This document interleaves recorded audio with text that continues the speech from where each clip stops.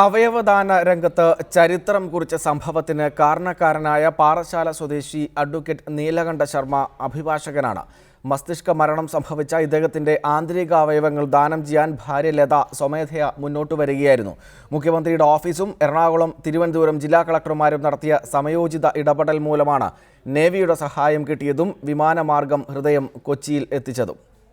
പാറശാല സ്വദേശി അഡ്വക്കേറ്റ് നീലകണ്ഠ ശർമ്മ ഈ മാസം 6-നാണ് കുളിമുറിയിൽ വീണ് പരിക്കേറ്റത്. തുടർന്ന് തിരുവനന്തപുരം ശ്രീചിത്ര ആശുപത്രിയിൽ ശസ്ത്രക്രിയയ്ക്ക് വിധേയനായ ഇദ്ദേഹം ദിവസങ്ങളായി വെന്റിലേറ്ററിലായിരുന്നു. മസ്തിഷ്ക മരണം സംഭവിച്ചതിനെ തുടർന്നാണ് ഭാര്യ ലത അവയവദാനത്തിന് ആശുപത്രി അധികൃതരെ സമ്മതമറിയിച്ചത്. She wants to do something.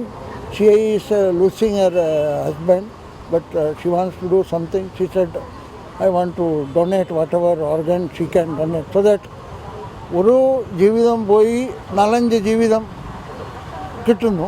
Ernakulam Lissy ആശുപത്രിയിൽ ചികിത്സയിൽ കഴിയുന്ന ചാലക്കുടി സ്വദേശി മാത്യു അച്ചാടന് ഹൃദയം ചേരുമെന്ന് ഉറപ്പാക്കിയതോടെ എത്രയും വേഗം എങ്ങനെ ഹൃദയം എറണാകുളത്ത് എത്തിക്കാമെന്ന ചിന്തയിലായി അധികൃതർ. മുഖ്യമന്ത്രിയുടെ ഓഫീസും എറണാകുളം, തിരുവനന്തപുരം ജില്ലാ കളക്ടർമാരും ഇടപെട്ട് നേവിയുടെ സഹായം ഉറപ്പിച്ചതോടെ എല്ലാം വേഗത്തിലായി.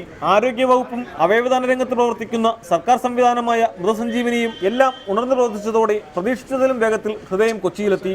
നീലകണ്ഠ ശർമ്മയുടെ വൃക്കകൾ മെഡിക്കൽ കോളേജിലും കിംസ് ആശുപത്രിയിലും ഓരോ രോഗികൾക്ക് വെച്ചുപിടിപ്പിക്കും. കണ്ണുകളും ദാനം ചെയ്തിട്ടുണ്ട്. പ്രഗത്ഭ അഭിഭാഷകനായ നീലകണ്ഠ ശർമ്മ തിരുവിതാംകൂർ കൊട്ടാരത്തിന്റെ കേസുകളും കൈകാര്യം ചെയ്തിരുന്നു. തിരുവനന്തപുരം ബാർ അസോസിയേഷനിൽ അംഗമായ ശർമ്മയുടെ മൃതദേഹം അസോസിയേഷൻ ഹാളിൽ പൊതുദർശനത്തിന് വെച്ച ശേഷമാകും സംസ്കരിക്കുക. റിപ്പോർട്ടർ, തിരുവനന്തപുരം.